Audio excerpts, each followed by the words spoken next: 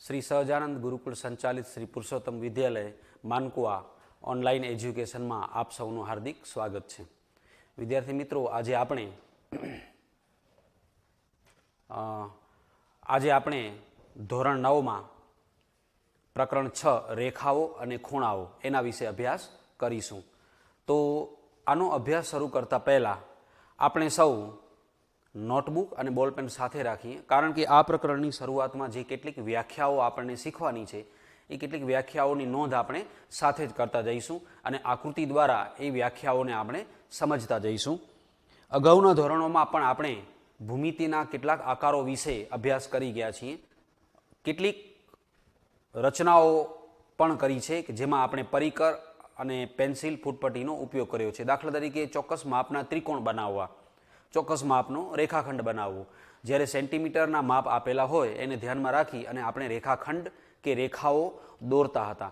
हवे रेखाखंड, रेखा, किरण आवा केटलाक भूमितिनी अंदर जे शब्दों आवे छे तेनी आपणे विगतवार समजूती आपणे मेळवीए छीए।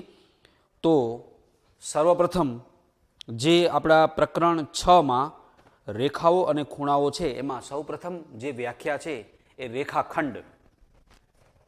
पहली जी व्याख्या रेखाखंड आपणे समझीए तो आपणे सौ जाणीए छीए कि रेखाखंड ए एक रेखानो एक टुकड़ो कहेवामां आवे छे कि जेनी अंदर बंने अंत्य बिंदुओ नक्की करवामां आवे अने ए रीते जे नक्की थाय छे माप, एक जे टुकड़ो नक्की थाय छे जेने आपणे रेखाखंड कहीए छीए। दाखला तरीके एक उदाहरण लईए कि आपणे जाणीए छीए तेम रेखा उपर अनंत बिंदुओ छे जेने आपणे रेखा वडे दर्शावीए छीए।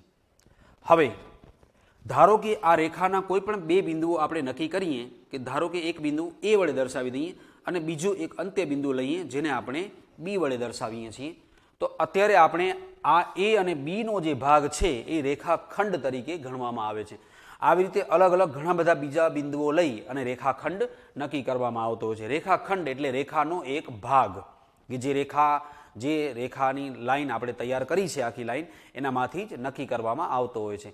एटले रेखाखंडनी जे व्याख्या छे ए आपणे आ रीते नोंध करीशुं के बे अंत्य बिंदुओ वाळा कि जेनी अंदर बे अंत्य बिंदुओ होय छे। अंत्य बिंदुओ एटले के छेड़ा उपर अथवा तो अंतमां आवता बिंदुओ जेने आपणे अंत्य बिंदुओ कहीए छीए। तो बे अंत्य बिंदुओ वाळा रेखाना भागने रेखाखंड कहेवाय छे।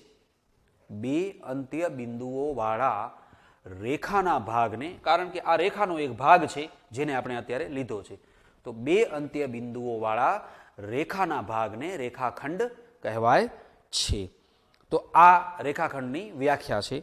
आगळ वधीए तो एनो एक भाग जेने आपणे किरण कहेता होईए छीए। रेखाखंड त्यारबाद आवे छे किरण। तो हवे किरण एटले आपणे जाणीए छीए कि एक अंत्य बिंदु होय छे अने बीजी तरफ अनंत सुधी रेखाओ विस्तरती होय छे जेने आपणे किरण तरीके गणी सकीए। रेखानो ज एक भाग छे जेने किरण कहेवामां आवतो होय छे। तो किरणनी जे व्याख्या छे एमां एक ज अंत्य बिंदु धरावता रेखाना भागने किरण कहेवामां आवे छे। रेखाखंडनी अंदर बे अंत्य बिंदु आवे छे ज्यारे किरणनी अंदर एक ज अंत्य बिंदु छे। तो किरणनी जे आपणे आकृति दोरवी होय, दाखला तरीके आ जे रेखा छे जेनी अंदर अत्यारे आपणे बे अंत्य बिंदुओ दर्शाव्या छे एटले रेखाखंड ए बी आपणे कही सकीए छीए। हवे धारो कि आपणे किरणनी व्याख्या लेवी छे तो एक अंत्य बिंदु लेवामां आवे।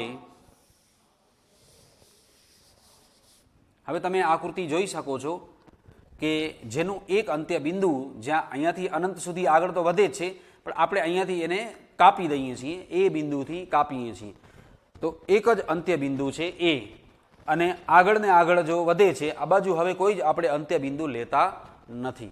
तो आ प्रमाणे रेखानो एवो एक भाग छे कि जेमां एक ज अंत्य बिंदु लेवामां आवे अने एक तरफनी जे लंबाई छे ए अनंत सुधी आगळ वधती जाय।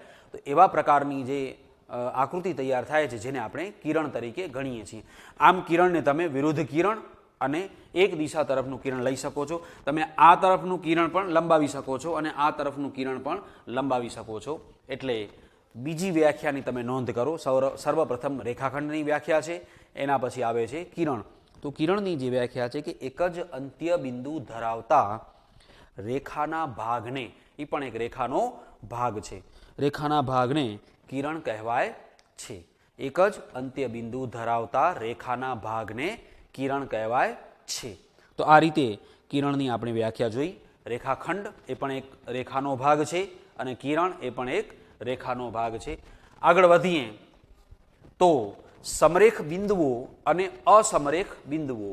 ભૂમિતિમાં આ શબ્દનો પણ પ્રયોગ ઘણી વખત થતો હોય છે.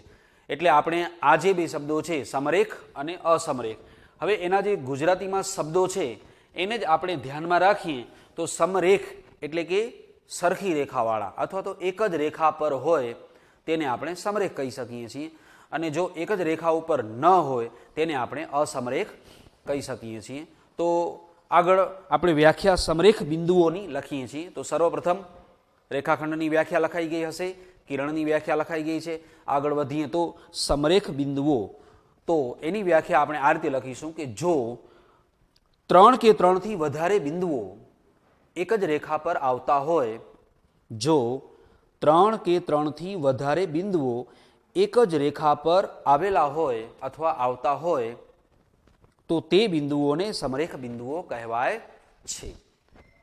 જો 3 કે 3થી વધારે બિંદુઓ, બે બિંદુઓ હંમેશા સમરેખ હોય છે, કારણ કે આપણે બે બિંદુઓનો અહીંયા આપણે નામ નથી લેતા. એનું કારણ એ છે કે આપણે બે બિંદુઓને અસમરેખ બતાવી નહીં શકીએ. તમે કોઈ પણ રીતે બે બિંદુઓ જ્યારે દર્શાવો છો તો એ બે બિંદુઓને સમાવે તેવી એક રેખા આપણે હંમેશા દોરી શકીએ છીએ, પણ શક્ય છે કે 3 બિંદુઓને તમે એક રેખા ઉપર ન લઈ શકો. ઉદાહરણ તરીકે એક આકૃતિ દ્વારા હું તમને સમજાવું કે હું અત્યારે 3 બિંદુઓ લઉં છું. એક બિંદુ અહીંયા લાવું, એક બિંદુ અહીંયા લાવું છું અને એક બિંદુ અહીંયા લાવું છું. તો અત્યારે હું આ ત્રણેય બિંદુઓ જેમાં આવી જાય, ધારો કે આ 3 બિંદુઓને આપણે એ, બી અને સી વડે જો દર્શાવી દઈએ તો હવે તમે વિચારી શકો છો કે આ ત્રણેય બિંદુઓને સમાવે તેવી તમે એક રેખા દોરી શકો છો. એટલે અત્યારે આ ત્રણેય બિંદુઓ જેમાં આવે તેવી એક રેખા અત્યારે હું આ રીતે દોરી શકું છું. તો આપણે જોઈ શકીએ છીએ કે આ જે 3 બિંદુઓ મેં પહેલાં લીધા છે એ ત્રણેય એક જ રેખા ઉપર આવે છે. હવે જો હું 3 બિંદુઓમાંથી કોઈ પણ 2 બિંદુઓને આ રીતે લઉં અને ત્રીજો બિંદુ છે એને હું ઉપર અથવા નીચે લઈ લઉં, કાં ઉપર લઈ લઉં અથવા નીચે લઈ લઉં, કોઈ પણ જગ્યાએ લઉં, તો આ જે 3 બિંદુઓ છે એ એક રેખા ઉપર આવતા નથી.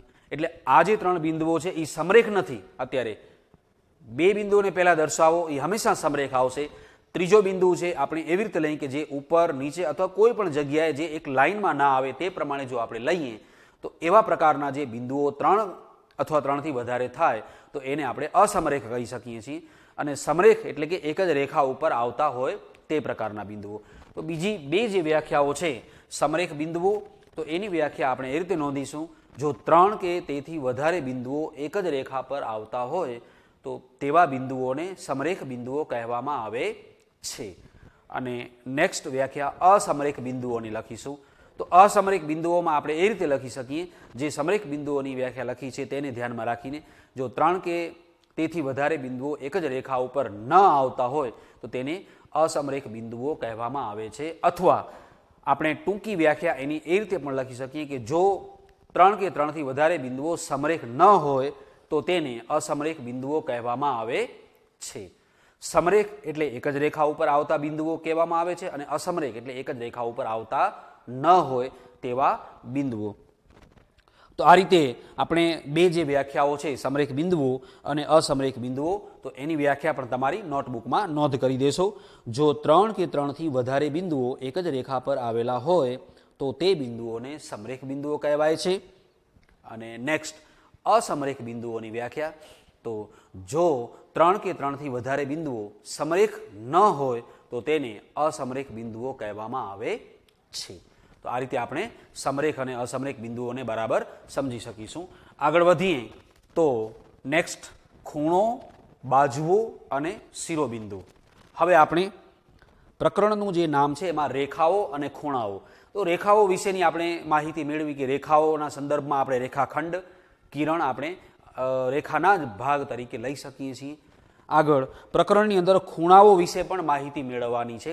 તો હવે આપણે ખૂણો કઈ રીતે બને છે અથવા ખૂણો કોને કહેવામાં આવે છે તેની આપણે સમજૂતી મેળવીએ.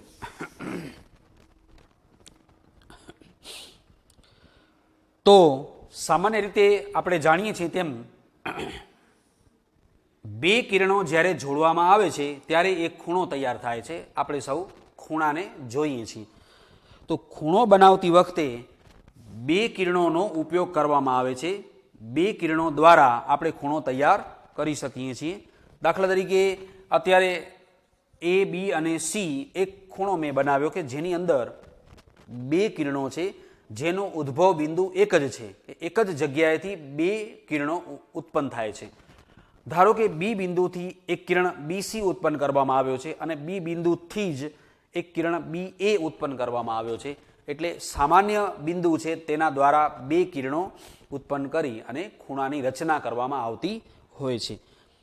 તો જ્યારે સામાન્ય અંત્ય બિંદુવાળા બે કિરણોનો ઉદ્ભવ થાય, સામાન્ય રીતે ખૂણો એની વ્યાખ્યા છે આપણે આ રીતે લખી શકીશું કે જ્યારે સામાન્ય અંત્ય બિંદુવાળા બે કિરણોનો ઉદ્ભવ થાય ત્યારે ખૂણો બને છે.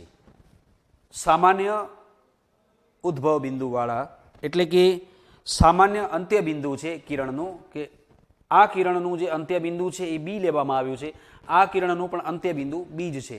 એટલે કે બંનેમાં આવે છે એટલે આપણે એને સામાન્ય અંત્ય બિંદુ કહીએ છીએ. તો સામાન્ય અંત્ય બિંદુવાળા બે કિરણોનો ઉદ્ભવ થાય ત્યારે ખૂણો બને છે. અહીં ખૂણો બનાવતા કિરણોને ખૂણાની બાજુઓ અથવા એને ભુજ કહેવામાં આવે છે. હવે આ જે ખૂણાની રચના કરવામાં આવી છે, અત્યારે આપણે જે ખૂણો બનાવ્યો છે એ ખૂણાની જે બે બાજુઓ લેવામાં આવી છે અથવા તો બે કિરણો જે આપણે લીધા છે, જેમાં એક કિરણ બી એ લીધો છે અને એક કિરણ બી સી લીધો છે, તો આ બંને કિરણો એને બાજુઓ, ખૂણાની બાજુઓ તરીકે ગણવામાં આવે છે અથવા ખૂણાના ભુજ કહેવામાં આવે છે. અને સામાન્ય અંત્ય બિંદુને ખૂણાનો શિરોબિંદુ કહેવામાં આવે છે. અત્યારે આપણે ખૂણો, એની બાજુઓ અને શિરોબિંદુ ત્રણેય વિશેની માહિતી આપણે આ એક વ્યાખ્યામાં સમજી શકીએ છીએ. શિરોબિંદુ એટલે કે જે બંને અંત્ય બિંદુ, જે બંને કિરણોને, જે સામાન્ય અંત્ય બિંદુમાંથી જે બંને કિરણો ઉત્પન્ન કરવામાં આવ્યા છે, તો એ જે સામાન્ય અંત્ય બિંદુ છે જેને શિરોબિંદુ કહેવામાં આવે છે, ખૂણાનો શિરોબિંદુ. અને ખૂણો બનાવવા માટે જે બે બાજુઓનો આપણે ઉપયોગ કર્યો છે, એક છે બીસી કિરણ અને એક છે બી એ કિરણ. તો આ જે બંને કિરણો છે તેને બાજુઓ વડે દર્શાવવામાં આવે છે. બરાબર, એટલે ખૂણો અહીંયા આ જે દર્શાવે છે ખૂણો છે અને બંને કિરણો જ્યાં ભેગા થાય છે એ અંત્ય બિંદુ છે જેને આપણે શિરોબિંદુ કહીએ છીએ. અને એ ખૂણો બનાવવા માટે જે બે કિરણો લેવામાં આવ્યા છે તેને આપણે બાજુઓ અથવા ભુજ કહેવામાં આવે છે. તો આ પ્રમાણે ખૂણો, બાજુઓ અને શિરોબિંદુની આપણે સમજૂતી મેળવી શકીએ. તો કેટલીક બાબતો છે જેની તમે નોંધ કરી શકો કે જ્યારે સામાન્ય અંત્ય બિંદુવાળા બે કિરણોનો ઉદ્ભવ થાય ત્યારે ખૂણો બને છે. ખૂણો બનાવતા કિરણોને, જે ખૂણો બનાવે છે તેવા જે બે કિરણો આપણે અહીંયા લીધા છે, તે ખૂણો બનાવતા કિરણોને ખૂણાની બાજુઓ અથવા ભુજ કહેવામાં આવે છે. અને સામાન્ય અંત્ય બિંદુને ખૂણાનું શિરોબિંદુ કહેવાય છે. એનું જે સામાન્ય અંત્ય બિંદુ છે જેને શિરોબિંદુ કહેવામાં આવે છે. તો આ બાબતની પણ તમે ખૂણાના સંદર્ભમાં આ કેટલીક જે બાબતો આપણે અત્યારે બોલી તેનું તમે નોટબુકમાં નોંધ કરી શકશો. તો આ રીતે ખૂણો, એની બાજુઓ અને શિરોબિંદુ વિશે આપણે માહિતી મેળવી. આગળ વધીએ તો ખૂણાના પ્રકાર. હવે ખૂણાના પ્રકાર વિશે આપણે અગાઉના ધોરણોમાં પણ શીખી ગયા હશું કે જેમાં લઘુકોણ, કાટકોણ, ગુરુકોણ, સરળ કોણ અને વિપરીત કોણ. એમાં સરળ કોણ અને વિપરીત કોણ એ આપણા માટે કદાચ નવા ખૂણાઓ છે, એ વ્યાખ્યા આપણા માટે નવી છે. બાકી લઘુકોણ, ગુરુકોણ અને કાટકોણ એ વિશે આપણે જાણીએ છીએ. તો એની જે ટૂંકી વ્યાખ્યાઓ છે એની પણ આપણે અત્યારે નોંધ કરી દઈએ. તો ખૂણાના જે પ્રકાર છે એમાં લઘુકોણ, અત્યારે મેં આ જે ખૂણો બનાવ્યો છે એ લઘુકોણ છે. કારણ કે ખૂણાનું જે માપ આપણે કોણ માપક દ્વારા માપીએ તો ખૂણાનું માપ 0 અને 90ની વચ્ચે આવે છે. હવે તમને હું ત્રણેય પ્રકારના જે ખૂણાઓ છે એ હું તમને દોરીને બતાવું છું. આ જે ખૂણો જે દર્શાવે છે એ લઘુકોણ દર્શાવે છે. પછી એક એવો ખૂણો હોય છે કે જે પૂરેપૂરો 90 અંશનો હોય છે, જેને આપણે, આ જે ખૂણો છે એને કાટકોણ કહેવામાં આવે છે. અને એક ખૂણો એવો છે કે જેને આપણે થોડોક મોટો લઈએ છીએ, આ રીતે જે 90 અંશથી મોટો ખૂણો હોય છે જેને આપણે ગુરુકોણ કહીએ છીએ. તો લઘુકોણ કોને કહેવામાં આવે છે? કાટકોણ કઈ રીતે ખૂણો બને છે અને ગુરુકોણ કઈ રીતે બને છે, એ ત્રણેયની આપણે ટૂંકી જે વ્યાખ્યાઓ છે કે કેટલા માપનો ખૂણો હોય તો એને લઘુકોણ કહી શકીએ, તેની આપણે આપણી નોટબુકની અંદર નોંધ કરી દઈએ. તો ખૂણાના પ્રકારમાં સર્વપ્રથમ છે લઘુકોણ. તો એને આપણે નોંધ કરીશું કે જે ખૂણાનું માપ 0° અને 90°ની વચ્ચે હોય તે ખૂણાને લઘુકોણ કહેવાય છે. જે ખૂણાનું માપ 0° અને 90°ની વચ્ચે હોય તે ખૂણાને લઘુકોણ કહેવામાં આવે છે. નેક્સ્ટ છે કાટકોણ. તો જે ખૂણાનું માપ 90° હોય, એટલે કે આ પ્રકારે જે ખૂણાનું માપ સીધી એક લાઈન આવે કોણ માપક દ્વારા, આપણે કોણ માપકમાં આપણે જોઈ શકીએ છીએ ખૂણાઓ જ્યારે બનાવીએ છીએ એમાં 90 બરાબર વચ્ચે આવે છે, સીધી લાઈન સાથે 90°નો ખૂણો છે. એટલે કે જે ખૂણાનું માપ 90° હોય તેને કાટકોણ કહેવામાં આવે છે. અને ત્રીજી જે વ્યાખ્યા છે ગુરુકોણ. તો જે ખૂણાનું માપ 90° અને 180°ની વચ્ચે હોય તે ખૂણાને ગુરુકોણ કહેવામાં આવે છે. એટલે ગુરુકોણ 90°થી મોટો હોય છે અને લઘુકોણ 90°થી નાનો હોય છે અને કાટકોણ પરફેક્ટ પૂરેપૂરો 90°નો હોય છે. આ રીતે આપણે ત્રણેય ખૂણાઓને સમજી શકીશું. ખૂણાના સંદર્ભમાં જે એના પ્રકારો આપણા ધોરણ 9ના પાઠ્યપુસ્તકમાં આપેલા છે, જેમાં લઘુકોણ એટલે કે 90°થી જે નાના ખૂણાઓ છે એ બધા જ લઘુકોણ તરીકે ગણવામાં આવે છે. 90°ના ખૂણાને કાટકોણ કહેવામાં આવે છે અને 90°થી જે મોટા ખૂણાઓ છે તેને આપણે ગુરુકોણ તરીકે કહીએ છીએ. આગળ વધીએ તો નેક્સ્ટ જે છે સરળ કોણ. તો આપણે સરળ કોણને સમજવાનો પ્રયત્ન કરીએ. હવે આપણે સૌ જાણીએ છીએ કે કોણ માપકમાં ખૂણાઓ ધીમે ધીમે 10°નો ખૂણો, 20°નો ખૂણો, 30, 40, 50, 60, 90°નો ખૂણો થાય છે. પછી 90થી મોટો થતો જાય તેમ ગુરુકોણ બનતો જાય છે. હવે એક પરિસ્થિતિ એવી પણ આવે છે કે આખો ખૂણો જ્યારે મોટો થઈ જાય ત્યારે એ આખો 180°નો ખૂણો બને છે. તો જે ખૂણાનું માપ પરફેક્ટ 180° હોય, હવે 180°નો ખૂણો કઈ રીતે આપણે બનાવી શકીએ? તો તમે જરાક વિચારી શકો છો કે જ્યારે આપણે કોઈ એક ખૂણો ધારો કે લઈએ છીએ, તમે જોઈ શકો છો કે બે કિરણોને આપણે જોડી અને ખૂણો તૈયાર કરીએ છીએ. હવે આ ખૂણાનું કોઈક માપ છે, અત્યારે આપણે કોણ માપકથી જો માપન કરીએ તો કોઈક લઘુકોણ માપ મળશે આપણને. હવે આ જે કિરણ છે એને આપણે આ રીતે લંબાવતા જઈએ છીએ.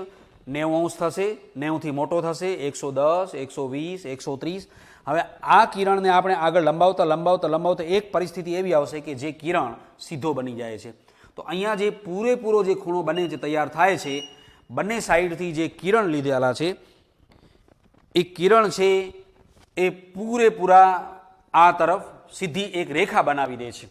અત્યારે આપણે ધારો કે એક બિંદુ નક્કી કરવામાં આવે વચ્ચે, હવે એ બિંદુથી આ એક તરફના કિરણને આપણે ઊંચો લઈએ છીએ તો ખૂણો તૈયાર થાય છે અને નીચે સીધી લાઈન તૈયાર કરી દઈએ છીએ ત્યારે આખો ખૂણો જે તૈયાર થાય છે જે 180°નો ખૂણો હોય છે, જેને ગણિતમાં આપણે સરળ કોણ તરીકે ગણતા હોઈએ છીએ. તો સરળ કોણની જે વ્યાખ્યા આપણે એ રીતે લખીશું કે જે ખૂણાનું માપ 180° હોય તે ખૂણાને સરળ કોણ કહેવામાં આવે છે. સરળ કોણનો અર્થ એવો થશે કે એક રેખા છે એની વચ્ચે જે ખૂણો છે એ સરળ કોણનો છે. બંને કિરણોનો ઉદ્ભવ દાખલા તરીકે એક રેખા જ બની જશે. આખો સરળ કોણનો અર્થ એક રેખા જ થઈ જશે. બરાબર? એટલે કે જે ખૂણાનું માપ 180° હોય તે ખૂણાને સરળ કોણ કહેવામાં આવે છે. આગળ વધીએ તો નેક્સ્ટ જે વ્યાખ્યા આવે છે વિપરીત કોણ. તો વિપરીત કોણ છે એ વિરુદ્ધ દિશાનો ખૂણો છે. એટલે કે આપણે જ્યારે લઘુકોણ તૈયાર કરીએ છીએ, કોઈ એક ખૂણો જ્યારે લઘુકોણ, ધારો કે આપણે લઘુકોણ તૈયાર કર્યો છે, અંદર આવતો ખૂણો છે એને આપણું માપન કરીએ છીએ આપણે.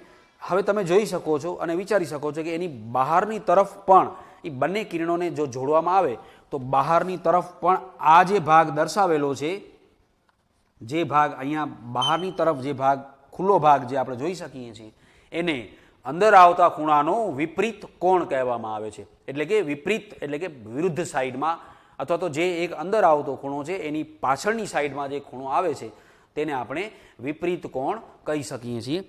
તો વિપરીત કોણની જે વ્યાખ્યા છે એને આપણે લખીશું કે જે ખૂણાનું માપ 180° અને 360°ની વચ્ચે હોય. આખો ગોળ ચક્ર જો પૂર્ણ કરવામાં આવે તો 360°નો ખૂણો બનતો હોય છે. 180 + 180 તમે બીજી રીતે વિચારી શકો છો કે આપણે જે ઘડિયાળના જે મિનિટ કાંટાઓ છે એમાં પૂરેપૂરો મિનિટ કાંટો 12 ઉપર જ્યારે હોય છે, આપણો પૂરેપૂરો જે સમય થાય છે અને એ જ મિનિટ કાંટો આખું પરિભ્રમણ કરી અને પરફેક્ટ ફરીથી જ્યારે 12 ઉપર આવે છે ત્યારે એ 360 અંશનો ખૂણો કાપે છે, એમ આપણે કહી શકીએ છીએ. 12 ઉપરનો મિનિટ કાંટો જ્યારે 6 ઉપર પહોંચે છે ત્યારે 180 અંશનો ખૂણો વચ્ચે બનાવે છે. એનું જે કેન્દ્ર છે મિનિટ કાંટો જ્યાંથી જોઈન્ટ કરવામાં આવ્યો છે ત્યાંથી તમે આ રીતે તમે ઘડિયાળના જે મિનિટ કાંટાઓ છે એના સંદર્ભમાં તમે વિચારી શકો છો કે મિનિટ કાંટો જ્યારે પૂરેપૂરો એક ચક્ર પૂર્ણ કરે છે ઘડિયાળની અંદર, એટલે કે 1 કલાકનો જ્યારે પૂરો સમય થાય છે ત્યારે આપણે કહી શકીએ કે મિનિટ કાંટાએ 360 અંશનું પરિભ્રમણ કર્યું છે, 360 અંશનો ખૂણો કાપ્યો છે, એમ આપણે કહી શકીએ છીએ. તો વિરુદ્ધ સાઈડનો જે ખૂણો છે એને આપણે વિપરીત કોણ કહીએ છીએ. 180 અંશ અને 360ની વચ્ચે જે ખૂણાનું માપ હોય તેને વિપરીત કોણ કહેવામાં આવે છે. તો જે ખૂણાનું માપ 180 અંશ અને 360 અંશની વચ્ચે હોય તે ખૂણાને વિપરીત કોણ કહેવાય છે. તો વિદ્યાર્થી મિત્રો, આપણે જે અત્યારે આ 5 વ્યાખ્યાઓ છે ખૂણાના સંદર્ભમાં જેની આપણે નોટબુકની અંદર નોંધ કરવાની છે. લઘુકોણ, સામાન્ય રીતે આ બધી વ્યાખ્યાઓને આપણે જાણીએ છીએ. 90 અંશથી જેનું માપ નાનું છે. કાટકોણ એટલે 90 અંશનો ખૂણો છે. ગુરુકોણ એટલે કે 90 અંશથી જે ખૂણાનું માપ મોટું હોય છે. સરળ કોણ એટલે જે ખૂણાનું માપ 180 અંશ હોય છે તેને સરળ કોણ કહેવામાં આવે છે. અને વિપરીત કોણ એટલે કે જે ખૂણાનું માપ 180 અંશથી મોટું હોય અને 360 અંશથી નાનું હોય, એટલે કે 180 અંશ અને 360 અંશની વચ્ચે હોય તેવા ખૂણાને વિપરીત કોણ કહેવામાં આવે છે. આગળ વધીએ તો કોટિકોણ અને પૂરક કોણ એવા બે શબ્દો આપણે ભૂમિતિમાં સમજવાના છે. તો કોટિકોણ કોને કહેવામાં આવે છે? તો એવા બે ખૂણાઓ કે જે બંને ખૂણાઓના માપનો સરવાળો 90 અંશ થતો હોય તે બંને ખૂણાઓને એકબીજાના કોટિકોણ કહેવામાં આવે છે. દાખલા તરીકે ઉદાહરણ લઈએ તો 60 અંશનો ખૂણો હોય તો 60 અંશના ખૂણાનો કોટિકોણનું માપ એટલે કે તમારે સરવાળો 90 અંશનો કરવો છે. તો 60 અંશમાં આપણે કેટલા ઉમેરીએ તો 90 અંશ થશે? તો 30 અંશ ઉમેરીએ છીએ. તો 60 અને 30 આ બંનેનો સરવાળો આપણે જાણીએ છીએ તેમ 90 થાય છે. તો 60 અને 30 એ એકબીજાના કોટિકોણ કહેવામાં આવે છે. 60નો કોટિકોણ 30 કહેવામાં આવે છે અને 30નો કોટિકોણ 60 કહેવામાં આવે છે. એવી રીતે તમે ગમે તે ખૂણાઓના માપ લઈ શકો છો. 70 અંશનો ખૂણો હોય તો 70નો કોટિકોણ 20 અંશ થશે, કારણ કે 70 + 20 કરો એટલે 90 થઈ જાય. એવી રીતે 20નો કોટિકોણ 70 થશે. તો કોટિકોણની જે વ્યાખ્યા છે એની આપણે નોંધ કરી કે જે બે ખૂણાઓના માપનો સરવાળો, જે બે ખૂણાઓના, અહીંયા બે ખૂણા હોય છે કે જે બે ખૂણાઓના માપનો સરવાળો 90 અંશ થાય છે તે ખૂણાઓને એકબીજાના કોટિકોણ કહેવામાં આવે છે.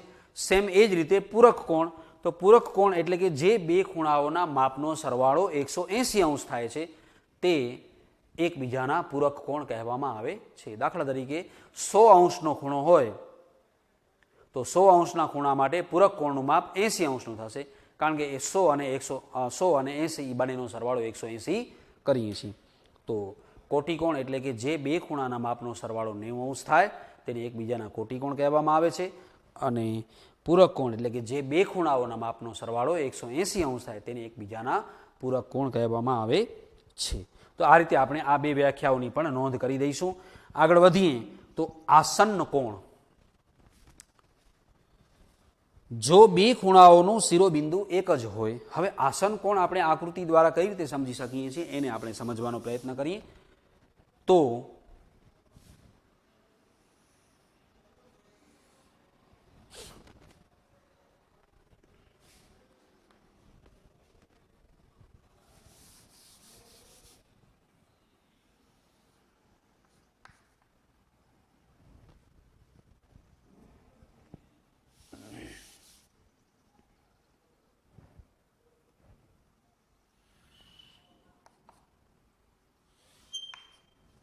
ધારો કે આપણે ABCD આવી રીતે આપણે ખૂણાઓ લઈએ છીએ, ABC અને D. તો અહીંયા તમે જોઈ શકો છો કે એક સામાન્ય કિરણ છે જે B થી ઉદ્ભવિત થાય છે. જો બે ખૂણાઓનો શિરોબિંદુ એક જ હોય, હવે તમે જોઈ શકો છો કે આ ખૂણો છે અને આ ખૂણો છે એનું શિરોબિંદુ એક જ છે, જેને આપણે બી વડે દર્શાવીએ છીએ. એક ભુજ સામાન્ય હોય અને સામાન્ય ન હોય તેવા ભુજ સામાન્ય ભુજની જુદી જુદી બાજુએ હોય. હવે તમે અહીંયા જોઈ શકો છો કે આ ભુજ સામાન્ય છે કે જે બંને ખૂણાઓમાં આવી જાય છે. આ ખૂણામાં પણ આવે છે અને આ ખૂણામાં પણ આવે છે.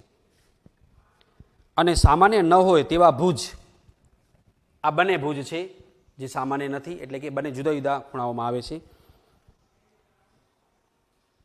સામાન્ય ભુજની જુદી જુદી બાજુએ હોય તેવા બે ખૂણાઓને આસન કોણ કહેવાય છે. તો આ જે છે એ સામાન્ય ભુજ છે, એટલે કે બંનેમાં આવી જતા હોય છે. તો અહીંયા જે બે ખૂણાઓ રચાય છે તેને આપણે આસન કોણ કહીએ છીએ. એ બી ડી અંદર આવતો ખૂણો અને ડી બી સી આ બંને ખૂણાઓને આસન કોણ કહેવામાં આવે છે.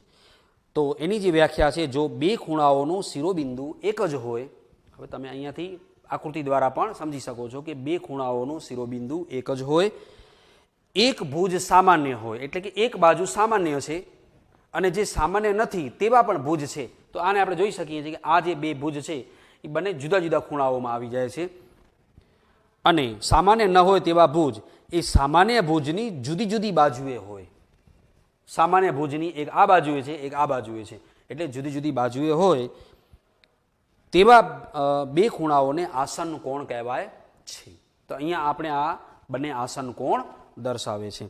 ફરીથી એની વ્યાખ્યા હું બોલું છું, તમે નોંધ કરી દેજો કે જો બે ખૂણાઓનું શિરોબિંદુ એક જ હોય, એક ભુજ સામાન્ય હોય અને સામાન્ય ન હોય તેવા ભુજ એ સામાન્ય ભુજની જુદી જુદી બાજુએ હોય તેવા બે ખૂણાઓને આસન કોણ કહેવાય છે. આગળ વધીએ. રૈખિક જોડ, ખૂણાઓની રૈખિક જોડ અને અભિકોણો. તો ખૂણાઓની રૈખિક જોડ આપણે કઈ રીતે બનાવી શકીએ છીએ, તો એ આપણે જોઈએ. આપણે સૌ રૈખિક જોડ વિશે અગાઉ પણ અભ્યાસ કરી ગયા છીએ. એક રેખા છે અને એના ઉપર આપણે એક કિરણ લઈએ છીએ. દાખલા તરીકે ધારો કે એ, બી, સી અને ડી. અહીંયા તમે જોઈ શકો છો કે બંને સાઈડ જે ખૂણાઓ છે એ રૈખિક જોડ બનાવે છે, આ બાજુ અને આ બાજુ. તો એની જે વ્યાખ્યા છે કે જો બે આસન કોણ સામાન્ય ન હોય, જો બે આસન કોણના સામાન્ય ન હોય તેવા ભુજ એક રેખા બનાવે. આ ભુજ છે એક રેખા બનાવે છે, આપણે જોઈ શકીએ છીએ. અહીંયા આ બંને આસન કોણ છે. હવે સામાન્ય ન હોય તેવા ભુજ અહીંયા આપણે બંને અલગ અલગ સાઈડમાં જોઈ શકીએ છીએ. એક રેખા બનાવે તો તેવા ખૂણાઓની જોડ ને ખૂણાઓની રૈખિક જોડ કહેવાય છે. જો બે આસન કોણના સામાન્ય ન હોય તેવા ભુજ એક રેખા બનાવે, આ ભુજ એક રેખા બનાવે છે અને આ જે છે એ થી બી એ આપણે જોઈ શકીએ છીએ કે બંનેમાં આવી જાય છે. એ બી ડી ખૂણામાં આવે છે ને એ બી સી ખૂણામાં આવે છે. તો સામાન્ય હોય તેવો ભુજ એ બી છે, સામાન્ય ન હોય તેવા ભુજ એટલે કે ડીબી અને બીસી છે, જે એક રેખા બનાવે છે. એક રેખા બનાવે છે અને એના ઉપર એક કિરણ લેવામાં આવ્યો છે. તો આ રીતે જે બે ખૂણાઓ તૈયાર થાય છે જેને રૈખિક જોડના ખૂણાઓ કહેવામાં આવે છે. તો એની વ્યાખ્યા આપણે આપેલી છે કે જો બે આસન કોણના સામાન્ય ન હોય તેવા ભુજ એક રેખા બનાવે તો તેવા ખૂણાઓની જોડને ખૂણાઓની રૈખિક જોડ કહેવાય છે. નેક્સ્ટ વ્યાખ્યા છે અભિકોણ. છેલ્લી એક વ્યાખ્યા છે. આપણે ખૂણાઓ, રેખાઓ અને ખૂણાઓ આ જે પાઠ છે એની શરૂ કરતાં પહેલાં એના જે દાખલાઓ છે, એમાં જે પ્રમેયો આવે છે એની સમજૂતી મેળવતા પહેલાં આપણે કેટલીક આ બાબતોને બરાબર સમજવાની છે. તો અભિકોણો સામાન્ય શિરોબિંદુ ધરાવતા બે ખૂણાઓમાં જો એક ખૂણાનો દરેક ભુજ બીજા ખૂણાના ભુજ સાથે મળીને રેખા બનાવતો હોય તો તેવા ખૂણાઓને અભિકોણ કહે છે. તો અભિકોણને જ્યારે આપણે સમજવો હોય ત્યારે હંમેશા જે આપણી ખૂણાઓ છે જેમાં તમે જોઈ શકો છો કે આ ખૂણાની સાઈડ અને આ ખૂણાની, આમાં જે બે કિરણો છે એને જોડી અને જે અહીંયા જે ખૂણાઓની જોડ બને છે ઉપર અને નીચે, અને આ જે ખૂણાઓ છે જેને આપણે અભિકોણ કહીએ છીએ. અભિકોણ બંને સાઈડ સમાન હોય છે. તમે જોઈ શકો છો કે રૈખિક જોડ પણ આમાં જોડાયેલી છે અભિકોણમાં. અહીંયાથી આ રૈખિક જોડ છે, અહીંયાથી આ પણ રૈખિક જોડ બનાવે છે. તો અભિકોણની વ્યાખ્યા છે કે સામાન્ય શિરોબિંદુ ધરાવતા, આનું પણ આપણે ધારો કે એ ઓ સી, આપણે એ ઓ છે એ સામાન્ય છે, એ ઓ સી અને ડી ઓ બી ધારો કે અહીંયાથી આપણે DOB લખી દઈએ છીએ. તો સામાન્ય શિરોબિંદુ ધરાવતા બે ખૂણાઓમાં જો એક ખૂણાનો દરેક ભુજ બીજા ખૂણાના ભુજ સાથે મળીને રેખા બનાવતો હોય તો બંને રેખાઓ આપણે જોડી દઈએ છીએ. એ પ્રમાણે આપણે આકૃતિમાં રેખાઓ બને છે. તો જો રેખા બનાવતો હોય તો તેવા ખૂણાઓને અભિકોણ કહે છે. તો આ રીતે અભિકોણ જે આ બને છે તે. નેક્સ્ટ હવે અભિકોણ અને રેખિક જોડના સંદર્ભમાં કેટલાક પ્રમેયોની સમજૂતી છે જેનો અભ્યાસ આપણે નેક્સ્ટ કરીશું. તો આજે આપણે જે બધી વ્યાખ્યાઓની સમજ મેળવીએ છીએ તે બધી જ વ્યાખ્યાઓને આકૃતિ દ્વારા સમજવાનો આપણે પ્રયત્ન કરીએ. આ બધી વ્યાખ્યાઓને આપણે આપણી નોટબુકમાં સમજીને નોંધ કરીશું. નેક્સ્ટ આપણે સ્વાધ્યાયના કેટલાક દાખલાઓ અને પ્રમેય સાથે ફરીથી મળીશું. વિદ્યાર્થી મિત્રો, આપણી યુટ્યુબ ચેનલને લાઇક, શેર અને સબસ્ક્રાઇબ કરો. નેક્સ્ટ હવે નવા ટોપિક સાથે ફરીથી મળીશું. ત્યાં સુધી સર્વને જય શ્રી સ્વામિનારાયણ.